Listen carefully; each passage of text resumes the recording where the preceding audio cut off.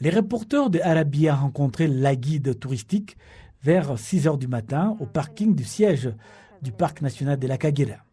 Madame Denise Umugwaneza a reçu les reporters avec toute la convivialité requise. Une recommandation judicieuse avant un safari matinal froid.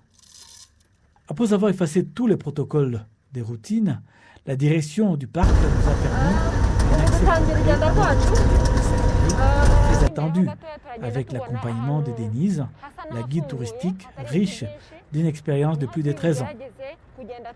À l'âge de 19 ans, juste après avoir terminé ses études secondaires, Denise a commencé sa carrière en tant que guide touristique dans le parc national de la Kagera. Elle comprend parfaitement le comportement de la faune et des animaux dans cette installation.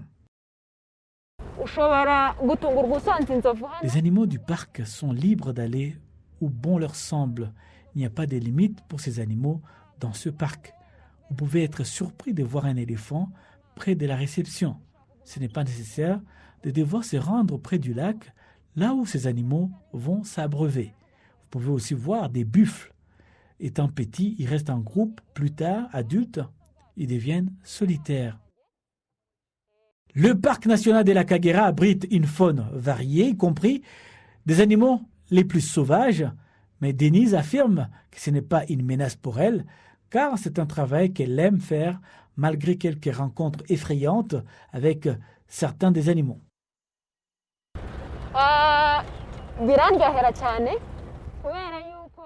Je suis épanoui dans mon travail qui me permet de rencontrer une multitude de personnes avec des cultures très différentes.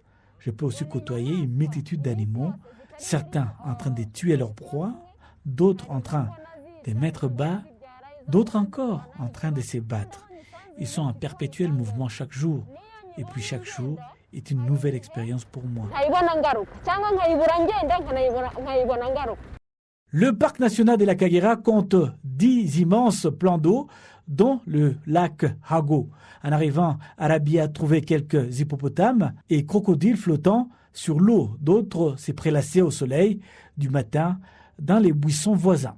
Le parc national de la Kagera est internationalement connu pour sa faune diversifiée, dont les Big Five, les buffles, les rhinocéros, les éléphants, les léopards et les lions.